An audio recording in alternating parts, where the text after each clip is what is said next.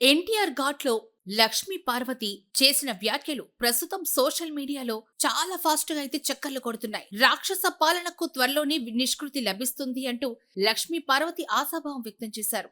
దివంగత మాజీ ముఖ్యమంత్రి ఎన్టీఆర్ 102వ జయంతి సందర్భంగా ఆయన సతీమణి లక్ష్మీ పార్వతి ఎన్టీఆర్ ఘాట్లో అయితే నివాళులర్పించారు. మనుషులు చనిపోయినా బ్రతికే ఉంటారు అనేదానికి ఎన్టీఆర్ఏ సాక్ష్యమని ఆమె కొనియాడారు. ఆనాడు రాముడు రావణాసురుడిని చంపితే ఈనాడు రావణాసురుడు రాముడు లాంటి ఎన్టీఆర్ ను చంపాడని లక్ష్మీ పార్వతి తన గుండెల్లోని ఆవేదన బయటకు వెళ్ళగక్కారు. ఎన్టీఆర్ గారు కూడా వారి జాబితాలోనే ఉన్నారు.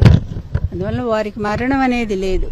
ఎన్టీఆర్ అనే 3 అక్షరాలు ఎంత బలమైనయో, నిజంగానే ఏ పార్టీ వచ్చినా దేశంలో ప్రతి ఒక్కళ్ళు ఆయన పేరు స్మరించకుండా వాళ్ళ రాజకీయం జరగదనేది వాస్తవమైన విషయం. ఒక ప్రాంతీయ పార్టీతో ఆయన దేశవ్యాప్తంగానే ఒక సంచలనం సృష్టించిన మహానుభావుడు. ఇక్కటి వాస్తవం. రాముణ్ణి ఆనాడు రాముడు రావణాసురుని చంపేశాడు, కానీ ఈనాడు రాముణ్ణి రావణాసురుడు చంపేశాడు. అందువల్ల ఈ రాముడి పరిపాలనలో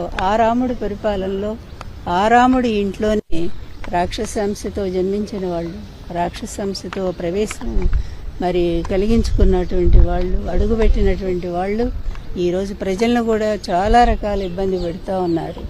ఒక రాక్షస పాలన జాగుతూ ఉంది.